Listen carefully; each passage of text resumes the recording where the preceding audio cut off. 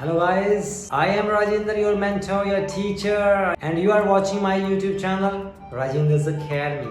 Guys, today we will discuss about three main prepositions. You would be able to use them in very easy way at all. So the names of the prepositions are between, among, amongst. Yes, between, amongst. तीनों का मतलब होता है के बीच में या मध्य में.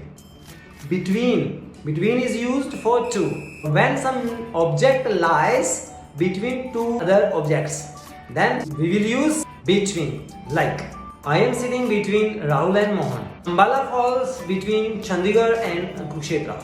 Nothing I took between breakfast and lunch. यानी कि मैंने ब्रेकफास्ट किया और उसके बाद सीधा लंच किया. बीच में चाय, coffee, snacks, nothing I took. And I felt a pangs of hunger.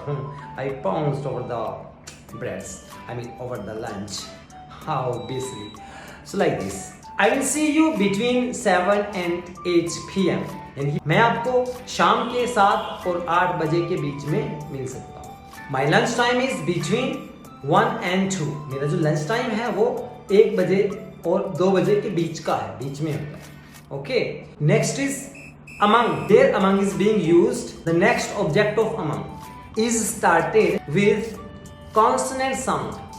यानी कि among का यूज कहाँ किया जाता है? जो among के बाद वर्ड यूज होना है उसका जो पहला वर्ड है उसकी प्रोनाउंसिएशन, उसका जो उच्चारण है वो कॉन्सोनेंट यानी कि व्यंजन से शुरू हो रहा है तो हम among यूज करेंगे. For example, I was sitting among students.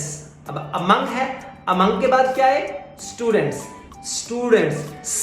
स यानी कि स से स्टूडेंट्स है ना, तो स आया है. ऐसे नहीं बोलना हमने, स इंग्लिश में स आया है. तो स क्या है? ये कॉन्सोनेंट है, ये वॉवल नहीं है, तो यहां पर among आएगा.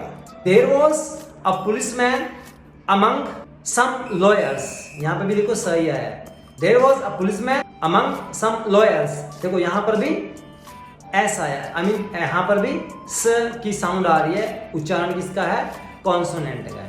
I have many marigold flowers, but I have one rose among them. them.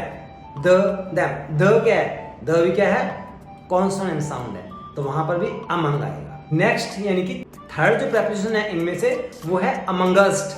amongst का यूज कब होता है? जब amongst के बाद जो वर्ड आता है उसका फर्स्ट लेटर जो है वॉवल की साउंड देता है, यानी कि उसकी स्टार्टिंग वॉवल साउंड से होती है, तो हम वहां पर amongst का यूज करते हैं. तो इसको भी एग्जांपल के माध्यम से अच्छे से समझ लेते हैं. There was a constable amongst inspectors.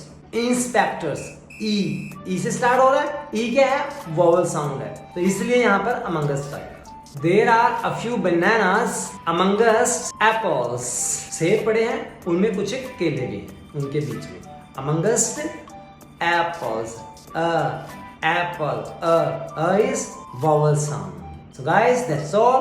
Hope so you would have understood the concept of between, among, amongst very well. So if it is so, do like and share my show, and also subscribe my channel if you are new here. So see you in the next video. Till then, have a nice time. Take care. Bye bye.